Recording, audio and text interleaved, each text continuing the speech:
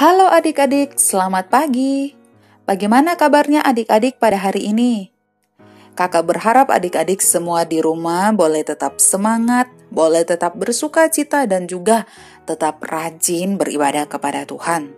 Meskipun sampai hari ini kita masih beribadah secara online, tidak bisa bertemu secara langsung, tetapi biarlah tidak menghilangkan sukacita kita, tidak membuat kita malas beribadah, tetapi kita boleh tetap semangat, tetap rajin beribadah kepada Tuhan. Karena kita semua mau jadi anak-anak Tuhan yang taat, yang setia beribadah, memuji dan memuliakan nama Tuhan. Oke adik-adik, pada hari ini kita akan bersama beribadah. Kita akan memulai ibadah kita. Kakak mau ajak kita untuk menyanyi satu lagu, yaitu T-A-A-T, taat. Karena cerita firman Tuhan kita pada hari ini berkaitan dengan ketaatan. Nah, mari bersama kita nyanyikan lagu ini.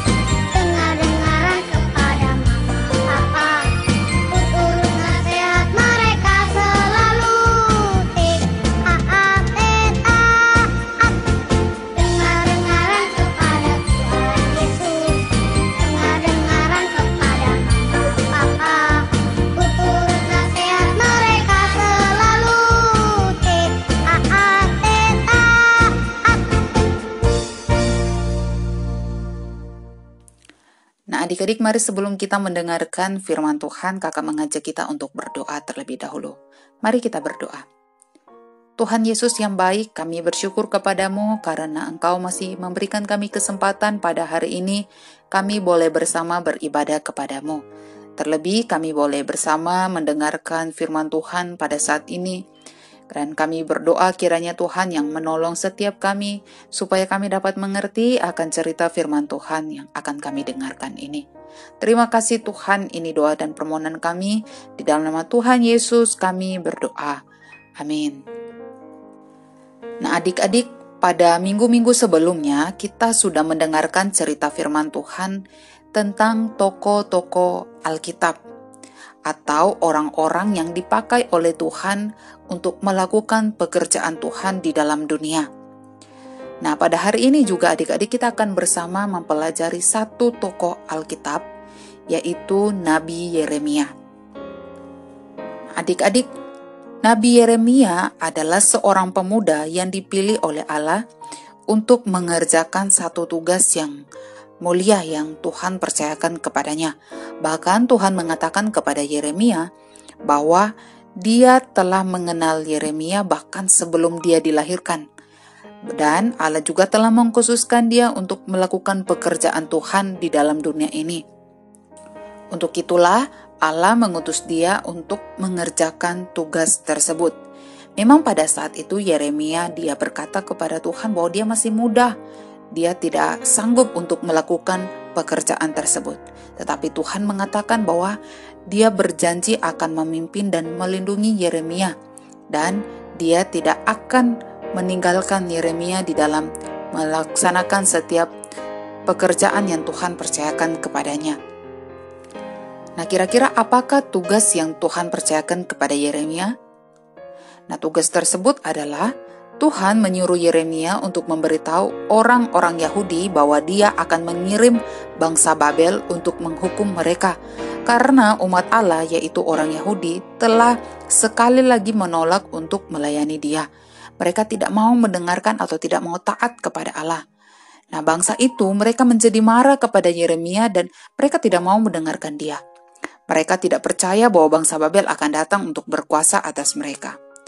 Nah, maka adik-adik, bangsa Babel datang untuk menguasai Yerusalem dan mereka berkemah tepat di luar tembok kota itu. Nah, Yeremia dia memperingatkan bangsa itu bahwa orang Babel akan menyerang kota itu dan membakarnya sampai rata dengan tanah. Nah, setelah berkata demikian adik-adik, ternyata Yeremia dia juga bersiap-siap untuk meninggalkan kota itu. Nah, ketika bangsa Yahudi itu melihat Yeremia yang bersiap-siap untuk pergi, mereka menyebutnya sebagai seorang pengkhianat karena dia berusaha meninggalkan kota itu. Dan mereka akhirnya menangkap Yeremia. Bahkan mereka juga memukulinya dan melemparkan Yeremia ke dalam penjara. Bangsa Yahudi itu yakin bahwa Yeremia telah menjadi sahabat dari Raja Babel. Nah, akan tetapi adik-adik, Yeremia dia tidak berhenti sampai di situ.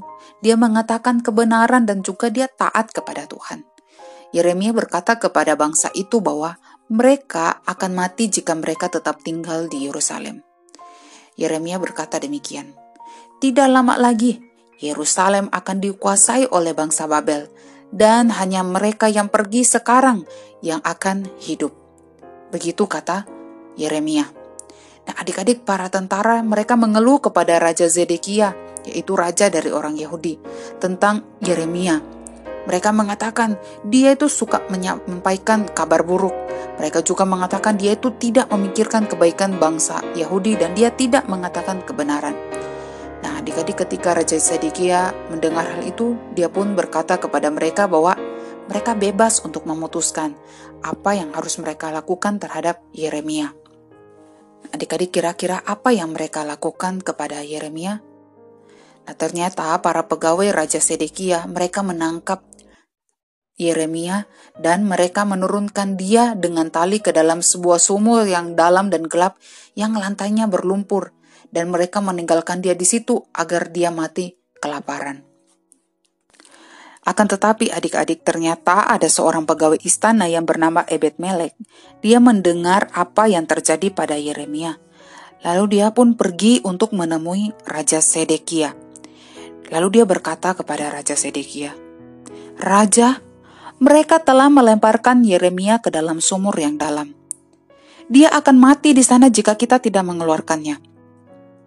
Lalu adik-adik, Raja Zedekia dia setuju untuk mengangkat Yeremia dari lubang itu. Maka Ebed-Melek pergi bersama 30 orang dan mereka perlahan-lahan mengangkat sang nabi untuk membebaskan dia. Nah, setelah itu adik-adik, Raja Zedekia memanggil Yeremia. Dia bertanya kepada Yeremia dan dia ingin tahu apa yang harus dia lakukan, apa yang akan terjadi pada kota Yerusalem. Lalu Yeremia pun berkata, "Raja Zedekia, Nebukadnezar Raja Babel akan segera datang. Jika engkau ingin menyelamatkan bangsa ini dan kota Yerusalem, menyerahlah dan izinkan dia membawamu ke Babel. Engkau akan aman di sana, dan Allah akan membawa umatnya kembali ke negeri ini setelah bertahun-tahun. Jika engkau tidak menyerah, para tentara akan membunuh sebagian besar rakyatmu, dan sebagian lagi akan mati karena kelaparan, dan yang lainnya akan mati karena penyakit." Tetapi adik-adik, ternyata Raja Zedekia ini dia merengek dan dia mengeluh terhadap perkataan Tuhan dan dia memilih untuk tidak taat. dia tidak mau menyerah kepada orang Babel. Akhirnya adik-adik tidak lama kemudian, Nebukadnezar, Raja Babel, dia datang. Mereka menduduki kota itu, kota Yerusalem. Raja Sedekia berhasil melarikan diri, tetapi tidak lama kemudian dia tertangkap dan dia digiring seperti seorang budak ke Babel. Sesudah itu adik-adik, kota Yerusalem yang bagus itu akhirnya dilalap oleh api, tepat seperti yang telah dinubuatkan oleh Nabi Yeremia. Nah, sedangkan adik-adik Nabi Yeremia, dia tetap tinggal di Yerusalem dan Allah menjaganya dari bahaya. Allah juga melindungi Ebed-Melek, pegawai yang menyelamatkan Yeremia agar dia tidak mati di dalam sumur. Nah adik-adik, Allah dia tidak mengabaikan umatnya. Meskipun mereka kini sudah tercerai-berai, Allah dia tetap berjanji untuk memelihara mereka dan membuat hati mereka berbalik kepada dia supaya mereka nantinya bersedia untuk taat kepadanya. Dan Allah dia juga berjanji akan membawa mereka umatnya yaitu orang Yahudi kembali ke negerinya sendiri setelah sekian lama. Dan hal itu memang benar terjadi adik-adik. Allah dia menepati janjinya tersebut. Nah adik-adik, dari cerita ini kita bersama mempelajari bahwa Allah dia menghukum bangsa itu yaitu orang Yahudi bukan karena Allah tidak lagi mengasihi mereka. Tetapi Allah dia sangat mengasihi mereka dan hukumannya yang dimaksudkan untuk mengoreksi mereka dan membuat mereka kembali kepada dia dalam ketidaktaatan. Karena umatnya yaitu orang Yahudi ini kan tidak taat. Jadi Allah menghukum mereka supaya mereka sadar dan akhirnya mereka bertobat. Karena dengan cara begitulah maka orang-orang yang tidak taat itu akan taat jika dihukum oleh Tuhan. Nah adik-adik, biarlah dari cerita firman Tuhan ini kita boleh bersama belajar untuk taat kepada Allah. Dan kita harus tetap kuat seperti Yeremia. Sekalipun dia disiksa, sekalipun dia difitnah, sekalipun dia dijauhi, banyak orang membenci dia, tetapi dia tetap melaksanakan apa yang Tuhan perintahkan. Dia taat kepada Tuhan. Sedangkan umat Tuhan yaitu orang Yahudi, mereka yang tidak taat, malah mereka dihukum oleh Tuhan. Nah, biarlah kita boleh belajar untuk tetap taat kepada Tuhan. Apa yang diajarkan di sekolah minggu melalui cerita firman Tuhan, itu boleh kita lakukan. Karena dengan begitu Tuhan senang melihat anak-anaknya yang taat kepada Dia. Nah, demikian cerita firman Tuhan kita pada hari ini. Oke adik-adik, sebelum kita menutup ibadah kita, kakak mau menjelaskan aktivitas kita pada hari ini. Aktivitas kita yaitu dari pelajaran 9 tentang meminta keberanian dari Allah. Nah, pertama-tama adik-adik di sebelah kiri itu ada cerita tentang percaya dan taat. Silakan adik-adik dapat membaca cerita tersebut. Lalu setelah itu, untuk aktivitas berikutnya yang di belakangnya tentang teka-teki dibutuhkan keberanian. Adik-adik, ketika kamu ingin melakukan sesuatu hal yang tidak baik, ingatlah kata-kata ini. Petunjuknya untuk membaca pesan ini, tuliskanlah huruf pertama dari benda-benda di bawah ini. Nah, di situ Kak Yurike sudah memberikan contoh di kalimat yang pertama. Di situ kan ada angka 3, terus ada buah apel 2, lalu ada angka 3. Nah, di situ dikatakan harus menulis huruf pertama. Berarti di situ terdapat kata taat. Nah, selanjutnya silakan adik-adik dapat mengisinya sampai selesai. Lalu untuk aktivitas berikutnya, nah adik-adik selanjutnya aktivitasnya yaitu menjadi taat. Kadang-kadang menjadi taat memang tidak enak untuk dilakukan. Nah, bacalah cerita di bawah ini dan ikuti petunjuknya. Silakan adik-adik dapat mengikuti atau melihat cerita yang ada di bawahnya itu di gambar situ. Nanti di bawahnya itu ada sebuah pertanyaan dan juga sebuah perintah. Dikatakan Sarah mengasihi Yesus dan dia ingin taat kepadanya. Kira-kira apa yang akan Sarah lakukan kemudian? Perintahnya adik-adik warnailah bentuk yang berisi keputusan Sarah yang baik. Jadi adik-adik dapat mencermati di situ ada 4 keputusan yang mana yang seharusnya Sarah ambil. Nah, jika menurut adik-adik itu yang baik, maka silakan adik-adik mewarnainya. Dan jika sudah selesai, Silakan adik-adik dapat memfoto aktivitasnya lalu dikirimkan ke grup atau dapat juga dijapri kepada Kak Yurike atau Pak Wawan dan juga kepada Bu Benita. Dan untuk ayat hafalan kita pada hari ini terdapat dalam Mazmur 23 ayat yang ke-6. Kebajikan dan kemurahan belaka akan mengikuti aku seumur hidupku dan aku akan diam dalam rumah Tuhan sepanjang masa. Silakan adik-adik dapat membuat video singkat, lalu dapat mengirimkannya juga, bisa melalui grup, bisa juga japri kepada Kak Yurike atau juga kepada Pak Wawan dan juga kepada Bu Benita.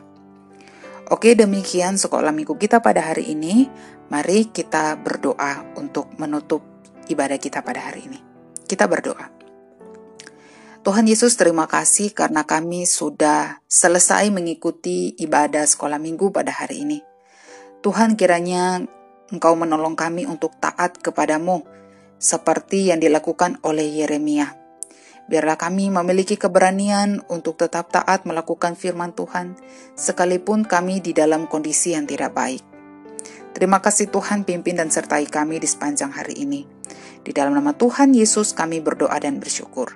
Amin. Selamat hari Minggu, Tuhan Yesus memberkati.